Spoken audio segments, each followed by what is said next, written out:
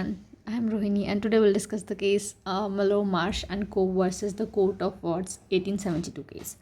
अब इस केस में क्या होता है कि एक हिंदू राजा होते हैं। अब हिंदू राजा ने बहुत सारे पैसे, the large some of money जो है वो एक फर्म को दिए होते हैं, टू ब्रिटिश फर्म। अब Raja was given an extensive power of a control over this business. राजा के पास काफ़ी ज़्यादा एक्सटेंसिव पावर होता है बिजनेस का, and he was to get a commission on a profit until the repayment of his loan. तो जब तक इनका जो लोन नहीं दिया जाएगा तब तक जो है राजा को जो है जो प्रॉफिट है उसमें से हिस्सा दिया जाएगा। ठीक है, यहाँ तक क्लियर है। अब जो राजा है वो Raja receive back nothing and did not interfere in the business.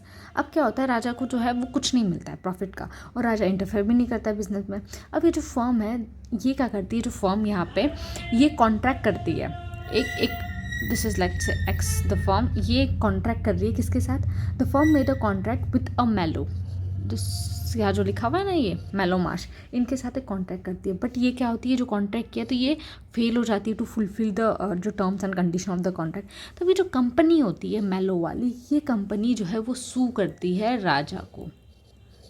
ठीक है, अब ये कंपनी जो है वो सू करती है राजा को भी और इस फर्म को भी, दोनों को सू करती है कंपनी। यहाँ पे क्वेश्चन ये आता है कि क्या वॉज द राजा, अब राजा जी यहाँ पे क्या वो पार्टनर थे फर्म के, या फिर मियरली एक क्रेडिटर थे जिन्होंने जो है बहुत सारा पैसा उस कंपनी में डाला हुआ था। ठीक है, तो ये एक हमारे पास मेन क्वेश्चन होता है इस केस में।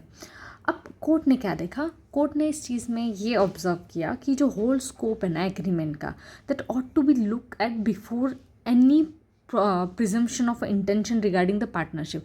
मतलब कोर्ट ने एम्फेसाइज किया यहाँ पे कि intention of a parties must be examined to determine a partnership, कि यहाँ पे जो पार्टीज थी उनका इंटेंशन क्या था। उन्होंने जो है कॉक्स एंड हिकमैन इसके पहले जो केस रेफर कर चुकी उसका रेफरेंस दिया, और उन्होंने बोला जो शेयरिंग ऑफ प्रॉफिट और exercising of control does not automatically create a partnership. मतलब कि आप जस्ट प्रॉफिट शेयर कर रहे हो या अपना कंट्रोल एक्सरसाइज कर रहे हो तो उसके वजह से ऑटोमेटिकली आप पार्टनरशिप क्रिएट नहीं होती है।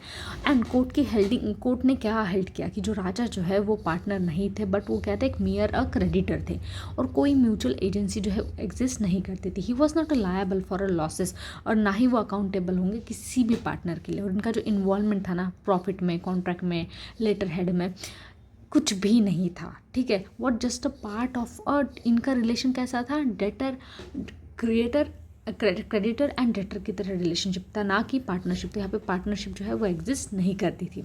लीगल प्रिंसिपल का जो हमें ध्यान रखना है यहाँ पे, तो कम्युनिटी ऑफ इंटरेस्ट और अ प्रॉफिट शेयरिंग अलोन जो है वो कॉन्स्टिट्यूट नहीं करती है। दिस इज़ इंपॉर्टेंट कि सिर्फ प्रॉफिट शेयरिंग हो रही है, इसका मतलब ये नहीं कि पार्टनरशिप एग्जिस्ट करती है।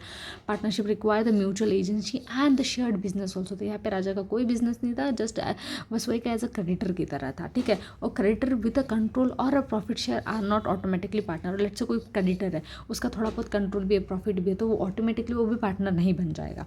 तो रियल इंटेंशन यहाँ पे मैटर करता है। रियल इंटेंशन क्या है कॉन्ट्रैक्ट का, रिलेशनशिप देखने के लिए। ठीक है, और इसमें जो हॉक्स एंड हिकमैन का केस जो है वो रेफ़र करना है, तो आपको इसका जो है रेफरेंस दे देना है नाम। ठीक है, क्योंकि केस तो आप पहले एक्सप्लेन कर चुके वो वाला। आई होप ये केस समझ में आया है। Thank you. इसी के साथ फर्स्ट टॉपिक के सारे केसेस ख़त्म होते हैं।